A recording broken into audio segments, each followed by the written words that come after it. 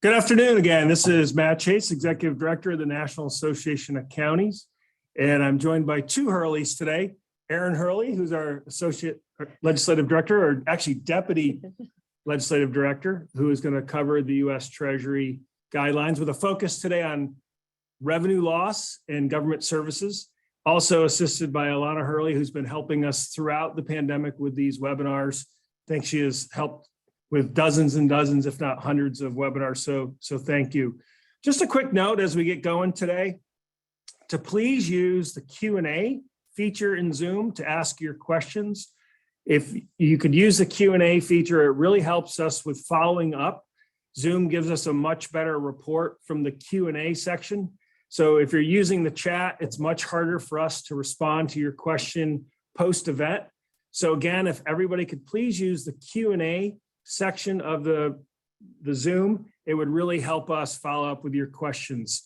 So today we're going to dive into what we call lost revenue or revenue loss and some of the specific rules.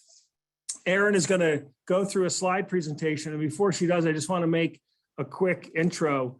One, we're going to be covering two different pieces.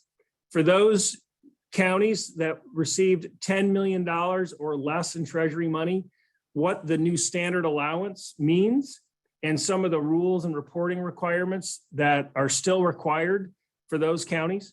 And two, those counties that are going to use Treasury's formula and their overall framework for calculating your own lost revenue, what that means, some of the new reporting requirements that we're seeing. We'll also tell you what we don't know yet. We're still working with Treasury on a couple of key questions, and so we'll get to those as well. And then just a reminder before I turn it over to Aaron, you're going to hear us say this over and over and over. Even though the lost revenue section has much broader use, it's still important that one, you look at the few activities that are not eligible, that are ineligible, and we'll go through that list. And two, that you still have to comply with the uniform guidance. You still have to comply with the civil rights, the discrimination, the conflict of interest or self-dealing, and the other requirements of the federal uniform guidance. It's really, really important. And then lastly, you are still required to submit your reports. You still need to tell Treasury that you're selecting the lost revenue provision. And Aaron is going to walk through what we know of that reporting requirements to date. So Aaron, I'll turn it over to you, and thank you again for your hard work on this program. You've put a lot of hours into this, and so thank you again. Thank you, Matt, and thank you everyone for joining us today. Before we dive into the revenue loss section of the final rule, wanted to start out with some key highlights of the final rule guidance that Treasury released the other week on January 6th. So again, this is for the $65.1 billion state and local fiscal recovery fund. So the top 10 key highlights to take away from the final rule. First and foremost is that the final rule is effective starting April 1st of 2022. However, counties can actually start taking advantage of the final rule and the flexibilities under the final rule prior to April 1st of 2022. So for example, you can continue operating under the interim final rule until that April 1st date or the final rule, so long as that you are in compliance with either of those rules, your funds will not be recouped. So you have those two options currently right now before you. The second key highlight that Matt had already touched on and is a huge, huge win for counties. NACo was really aggressive in our advocacy to get this provision included in the final rule, was that counties can now use up to $10 million of your total ARP recovery fund allocation, consider it as lost revenue, and use it for the provision of government services without actually using that Treasury revenue loss formula that you previously had to use under the final rule. And we will get into all of the details of what that standard allowance really entails in just a minute. Also, in regards to revenue loss, if your county would like to continue using that revenue loss formula, if you did have more revenue loss than $10 million, there are improvements to the formula put forth by Treasury. Namely, you can now include your utility revenue or liquor store sales revenue as well. Previously, you were not allowed to include those in those revenue loss formulas. as well as there were some changes to your default revenue growth rate as well too. In terms of moving on to capital expenditures, so those capital improvement projects, we received many questions from counties while the interim final rule was effective around what was eligible or ineligible. So what the final rule does is that it really clarifies what those ineligible uses as well as eligible uses are in terms of capital expenditures and the requirements associated with those costs as well too, namely written justification that counties will be required to complete. Moving on to the negative economic impact section. Specifically now the final rule, it presumes that certain populations were either impacted or disproportionately impacted, and therefore they're eligible to receive a broader range of services. You may remember under the interim final rule, while there was still generally a lot of flexibility in terms of how you could invest the funds, that you had even kind of a broader flexibility in terms of how you could provide services to populations within qualified census tracts or QCTs. So really this fifth highlight here on the screen, what the final rule does is that it just allows you to actually serve more residents, more populations under the final rule than you were under the interim final rule. In regards to premium pay, what the final rule does is that it really just streamlines options for premium pay by both broadening the share of eligible workers that can receive premium pay. And there's also clarity in how you can actually, your county can administer premium pay to employees, whether it be on an hourly basis, you provide lump sums or installments as well. Then moving on to using the funds to rehire public sector staff. This was a great provision that we were also very happy to see included in Treasury's final rule. Under the interim final rule, you are allowed to use recovery funds to rehire your local government staff to pre-pandemic levels. So what you can do under the final rule is still rehire staff to those pre-pandemic levels, but you can actually now rehire staff to above your pre-pandemic baseline of up to 7.5% higher than what your workforce was on January 27th of 2020, of course, when the public health emergency was declared. And then some new improvements and eligible uses around broadband. Under the interim final rule, you were only allowed to use your revenue loss replacement funds towards the modernization of cybersecurity and other cybersecurity investments. So under the final rule, what you can do is you can use any recovery funds towards those cybersecurity investments, namely modernization of hardware and software as well. When we're talking about water and sewer projects, again, there's just broad and eligible use in how you can invest in water and sewer projects. Under the interim final rule, what Treasury did was aligned eligible projects with that of the Environmental Protection Agency, EPA's Clean Water State Revolving Fund and Drinking Water State Revolving Fund. So what Treasury did under the final rule was that in addition to those state revolving fund eligible projects, they also added culvert repair, dam and reservoir rehabilitation, also a broad range of lead remediation projects, safe water drinking projects as well too. And then the final last key highlight that we did want to note is kind of going back to those broadband infrastructure investments. Ultimately, what the final rule does is that it allows counties to invest in a broader population and target a broader population when you are looking at making those when you are investing in those broadband infrastructure projects. So you have now the ability to invest in areas that do not currently meet or have a reliable wireline of 100 megabits download speed and 20 megabits upload speed. So you have some more flexibility around that as well. So Aaron, I'm going to give you a break here. We had a couple of questions coming in, and I think they're ones that we keep having, and you're going to get into them through your presentation. Number one is the copies of the slides will be sent out to all participants. In the future, we're trying to get these slides out in advance so you can go with us, but sometimes we have information changing right up to the webinar. So we will get the copies of these slides out. So in case you're trying to take pictures or whatever, we will get these out to you. And I know you've got this in your next slides, but they're continuously being asked.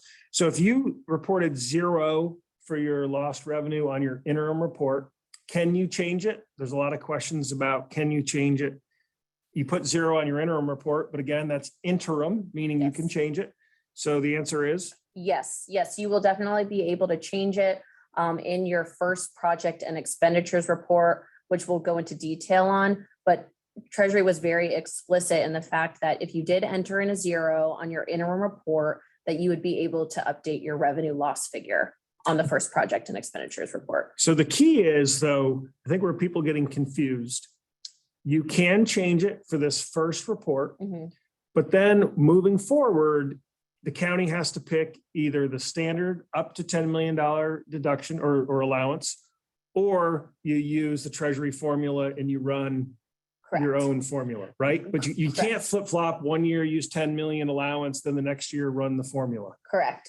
And we are hoping to receive clarity from Treasury on this exact piece, is that recipients or counties have a one-time choice of either electing to go the $10 million standard allowance revenue loss route or the revenue loss formula. So you have a one-time choice.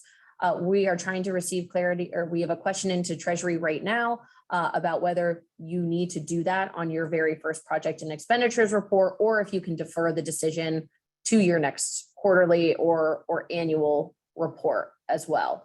But there is that one-time choice between the 10 million standard allowance or the revenue loss formula, and you cannot switch. Okay. Now I'm going to have one more question, then I'm going to let you get into your presentation because I think it's going to cover a lot of these things. But the term government service, I want to make sure people understand that when you are using your lost revenue, there's a lot of questions of, if I'm using my lost revenue allowance, can I fund my area agency on aging or my community action agency or nonprofits? Can I do water and sewer? Can I do broadband? And the answer is, under lost revenue, you can do everything except for the things that are not allowed, which we're going to show in a minute. Yep. Where I think people are still getting confused is, do the rest of the rules still apply, like on water, broadband, if I'm using my lost revenue? So no, and what this is around, so it's in regards to the reporting requirements. What you kind of need to think about, if you do use your revenue loss funds, either the 10 million allowance or your revenue replacement with the revenue loss formula, think of that section as separate to all of the other sections within the final rule in terms of eligible uses. So you can use your revenue loss on any sort of government service that your county would traditionally provide, absent the few ineligible uses that we will walk through. Great. And then one last one, because this one is interesting. So they're saying the ID.me website's not allowing them to claim 0. Could you put a different number? I would say to them, don't put 0, use up to the 10 million, or if you're less than 10 million, use your max allowance, because it provides you the least reporting and the most flexibility.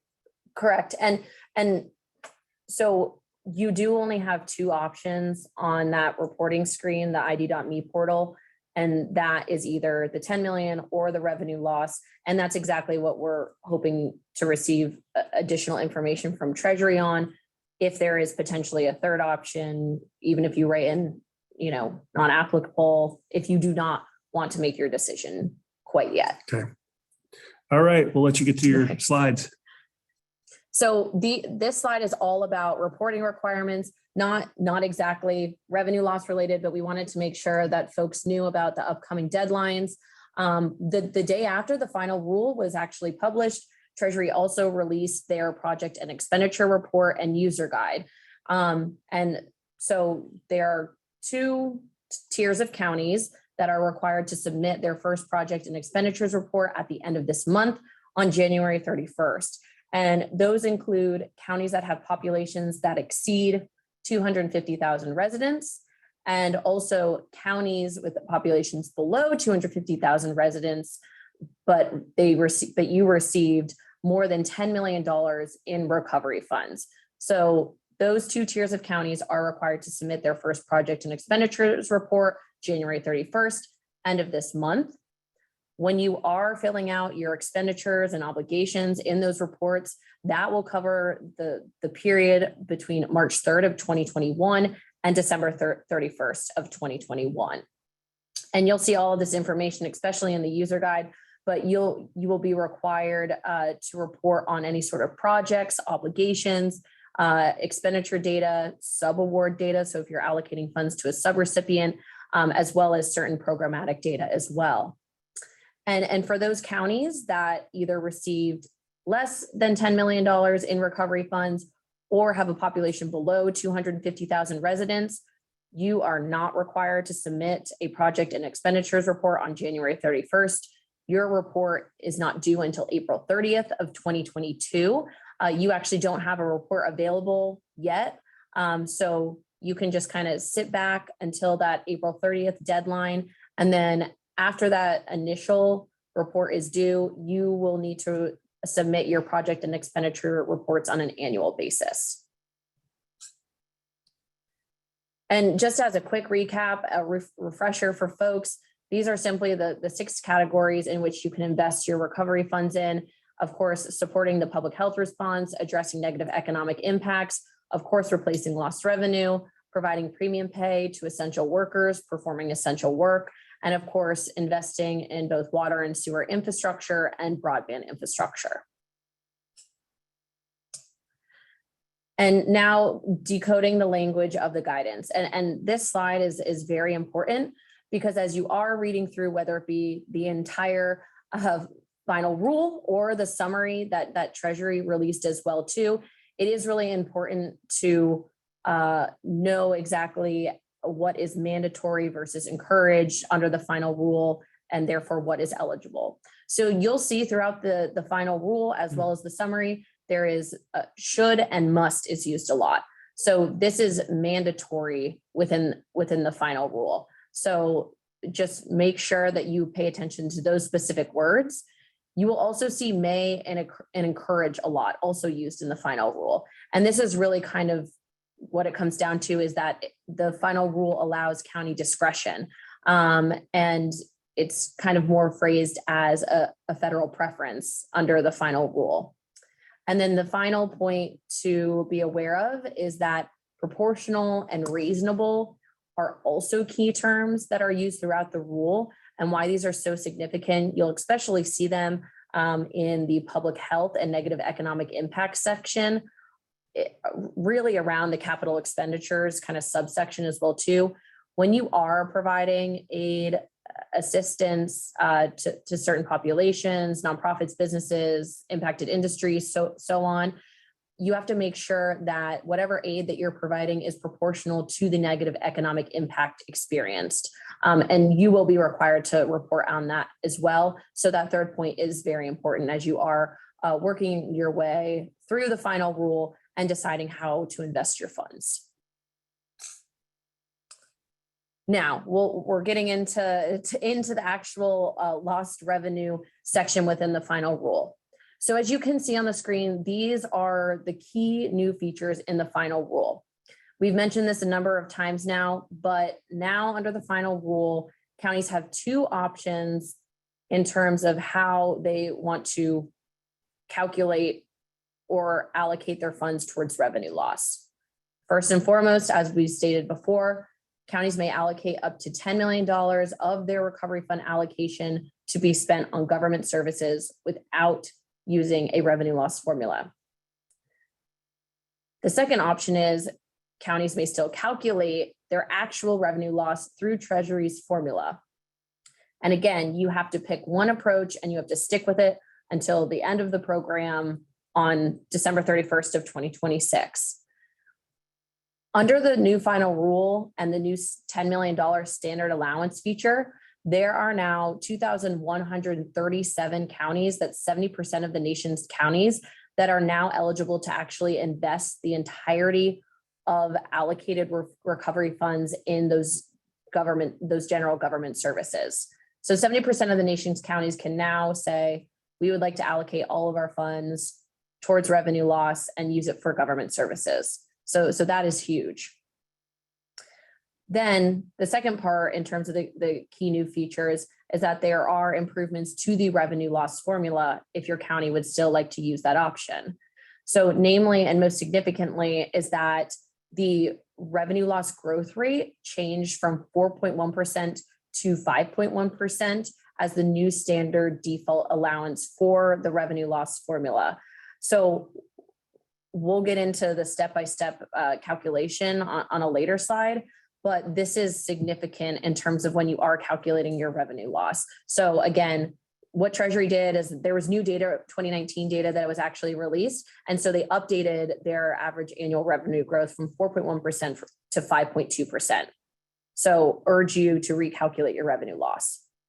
Also, now when you are calculating your revenue loss as well too, there are new funding streams that you can include. So you can include revenue loss from utility revenue as well as liquor store revenue loss as well too. You're not required, it's up to you, but you can do that as well. And then the last key point is that previously under the interim final rule, you are required to calculate your revenue loss on December 31st of 2020, 2021, 2022, and 2023.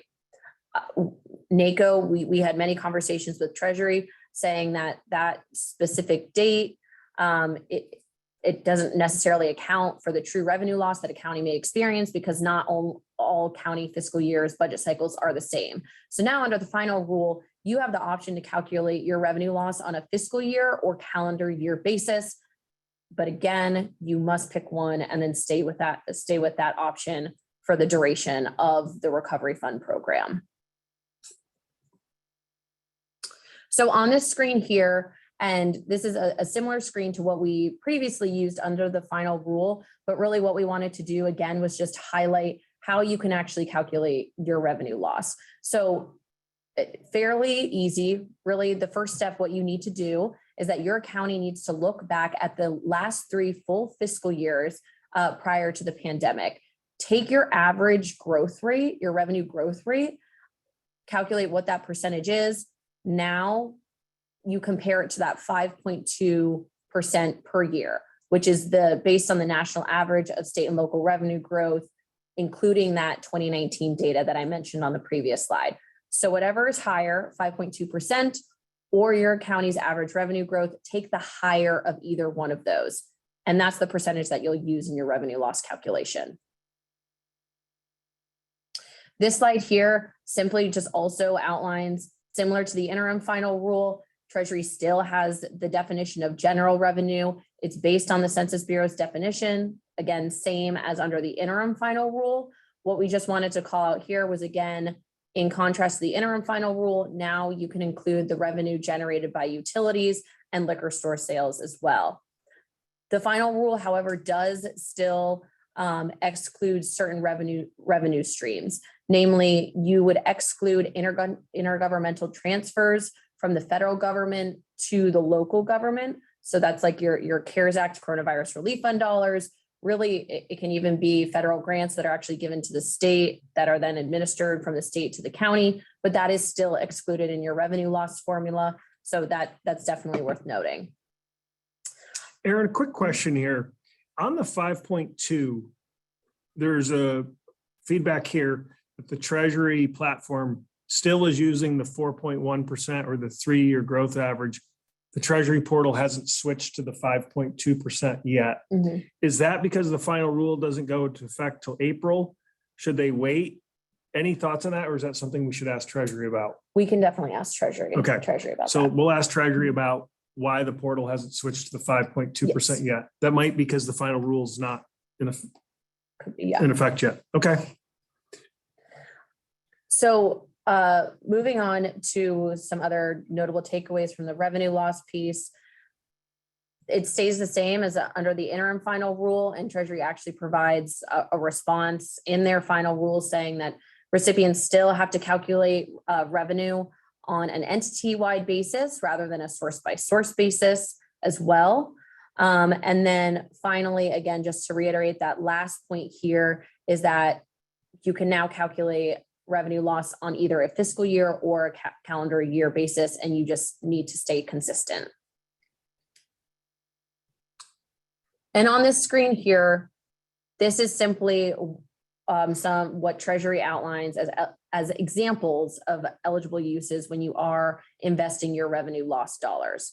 So these are the items that you can invest in or not invest in on the right side of the screen with your revenue loss funds. However, while Treasury does provide these common examples, such as construction of schools, hospitals, road building and maintenance, health services, and so forth, as you can see on the screen, I really want to stress that, yes, while Treasury does provide these examples of government services, don't pay so much attention to the left side of the screen as that of the right side of the screen.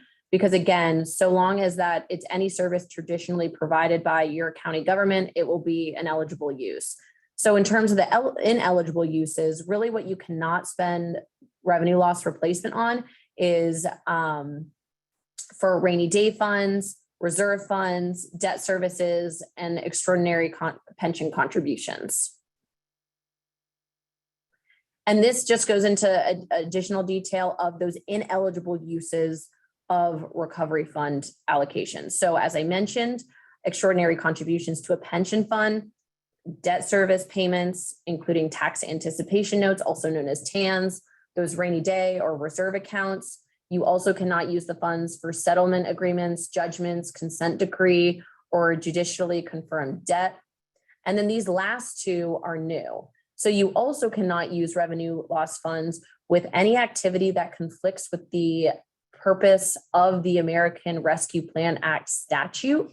So in other words, you cannot use funds that conflict with any sort of COVID-19 mitigation strategies or guidance that was set forth by the CDC.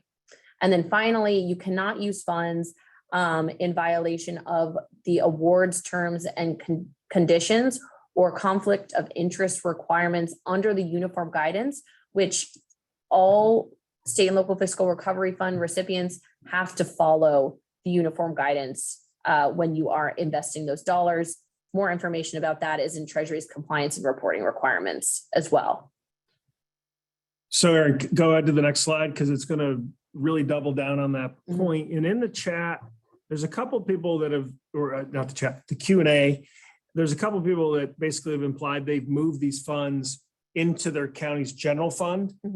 And we would really warn them against doing that, meaning you still need to track the money. So if I'm a county that got $5 million, we're going to designate it as lost revenue. Well, in your mindset, it's definitely more general funds. You still have to report on that $5 million to U.S. Treasury. You still have to fill out what probably will be annual reports. And to your point here, you still have to comply with conflict of interest, the award terms, uniform guidance.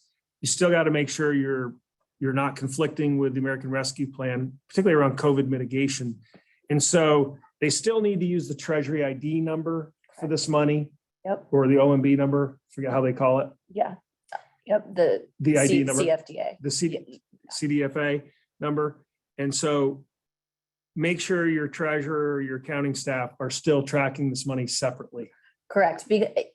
So even though the revenue loss funds can be used like your general revenue, it is still considered a federal grant. And so that's where the uniform guidance comes in. We did NACo, we did actually have a webinar over the summer when the reporting requirements and compliance did come out as well too, that we'll re-up and we'll do a walkthrough through the reporting requirements as well. But that is very important to note that these funds are still considered a federal grant. Okay. So the key takeaways for revenue loss.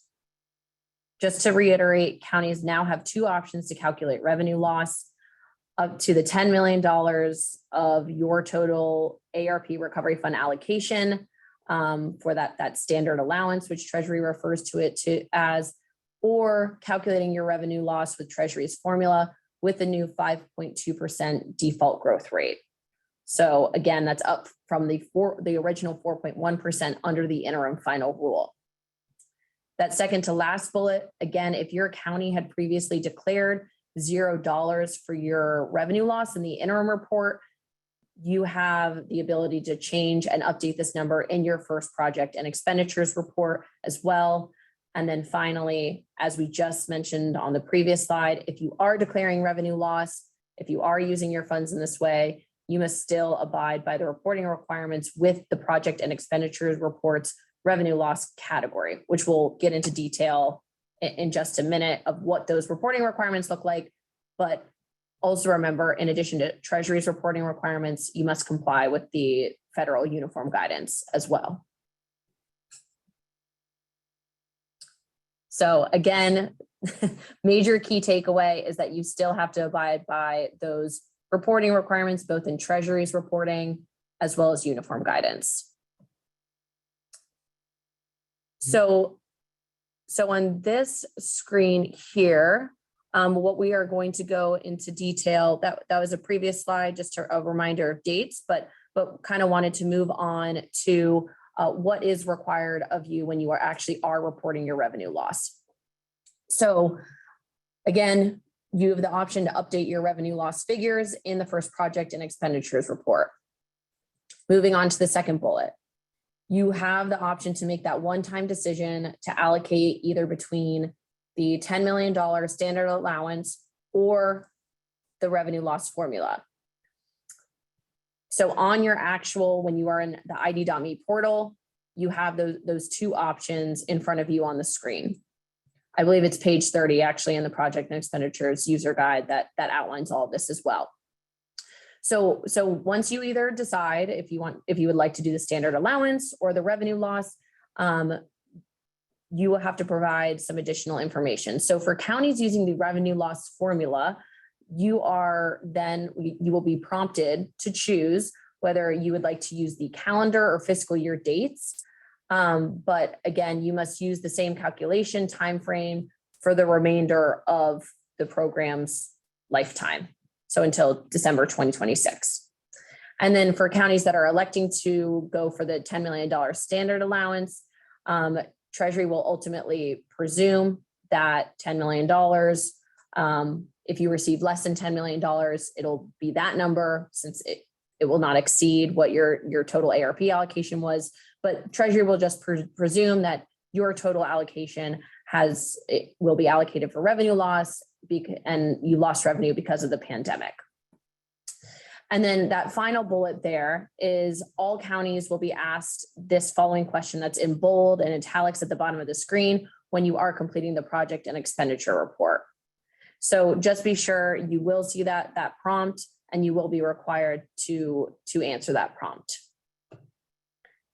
And depending on how you do decide to allocate your funds towards the $10 million allowance or the revenue loss formula, you will be required to fill out this table on the screen within the project and expenditures report.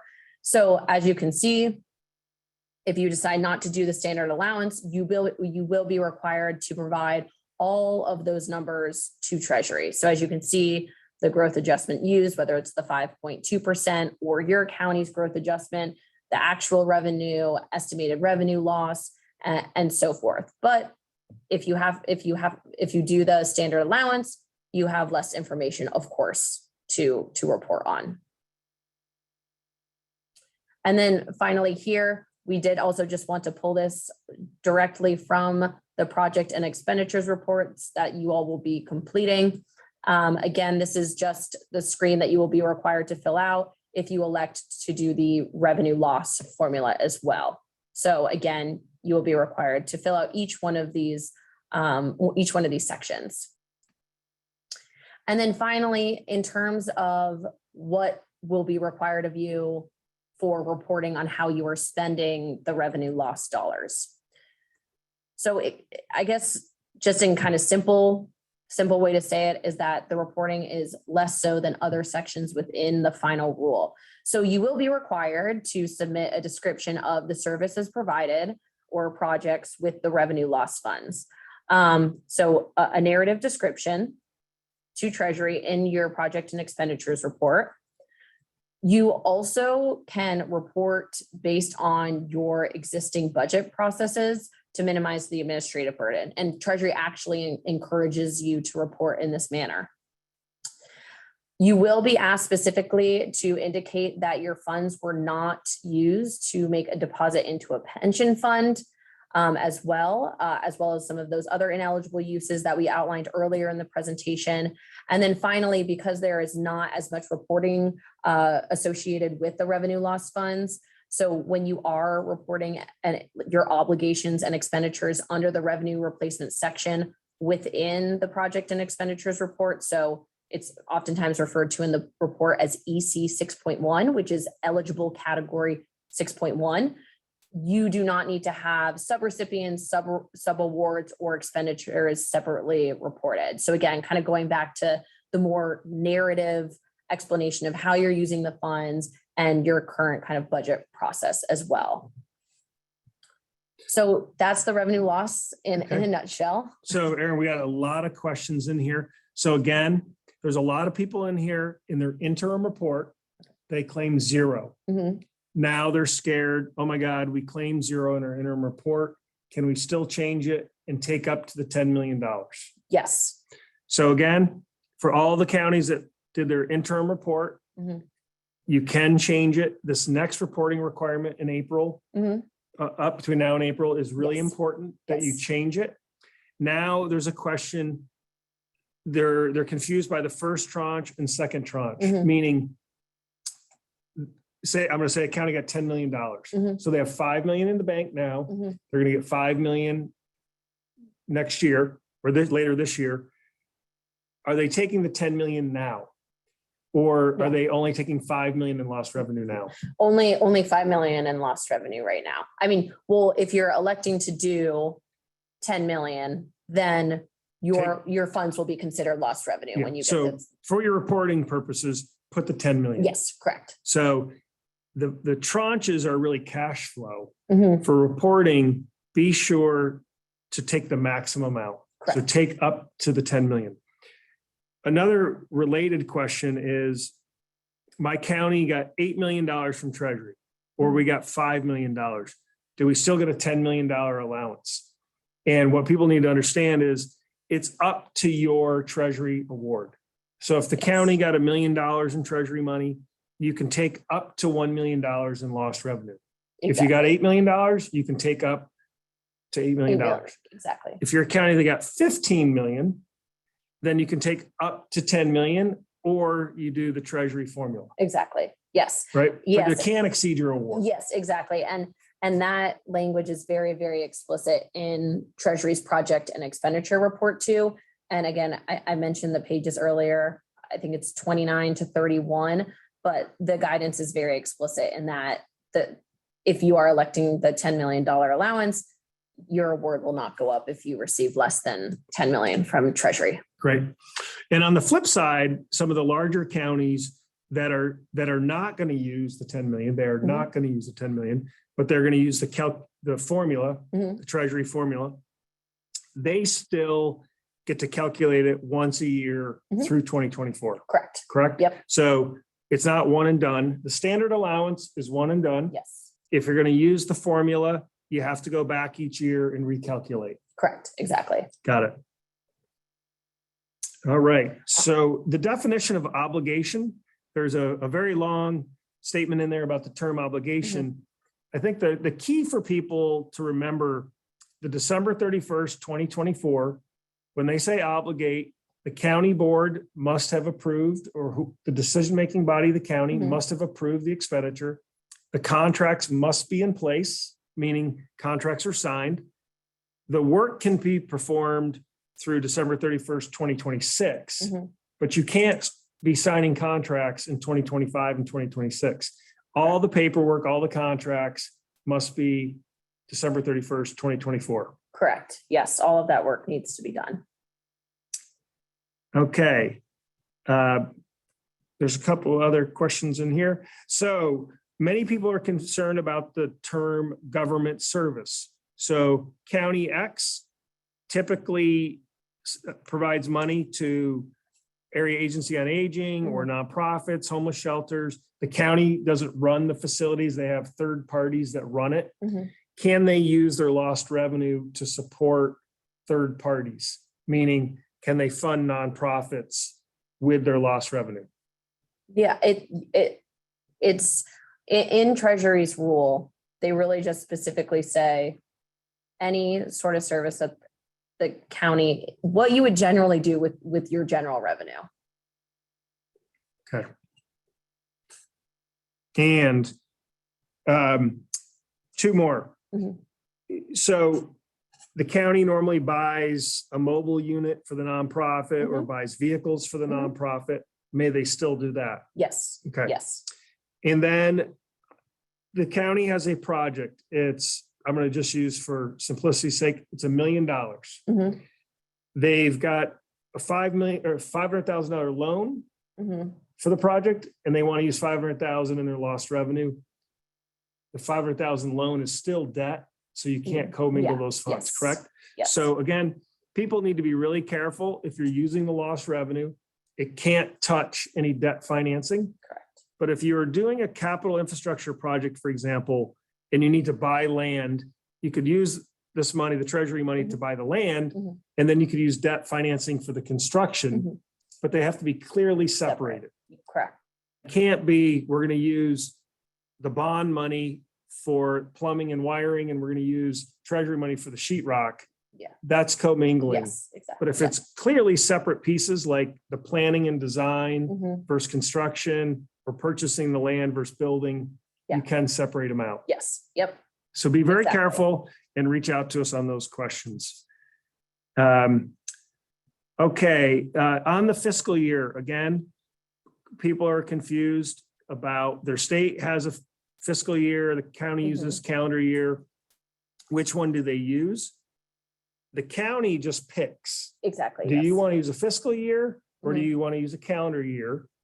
Treasury doesn't Yeah. care, but you just need to pick one and stick with it throughout the award period. Correct. And that it's whatever is easiest for your county and whatever you believe does the best job at capturing what your revenue loss is.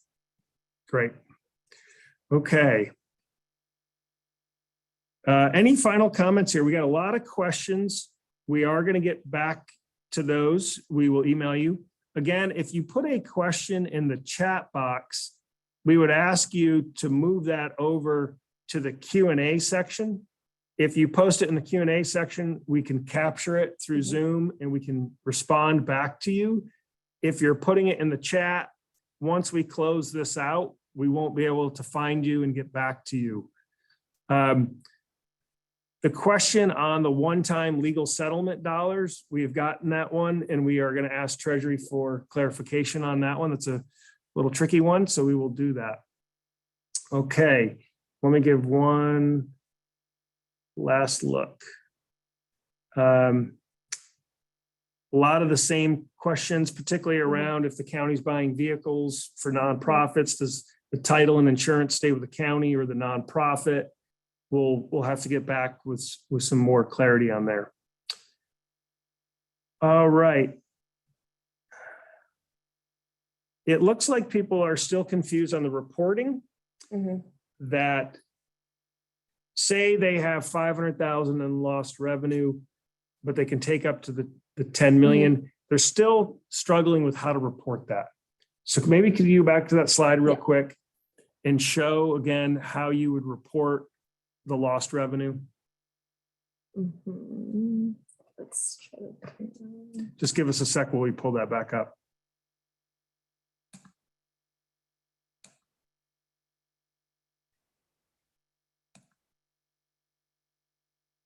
Okay, I think.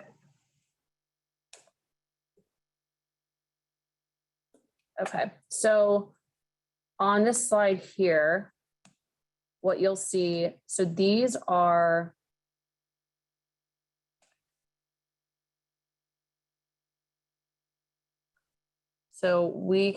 this is an overview on the slide here of what the reporting requirements are for eligible category 6.1, also known as revenue replacement within the project and expenditures report.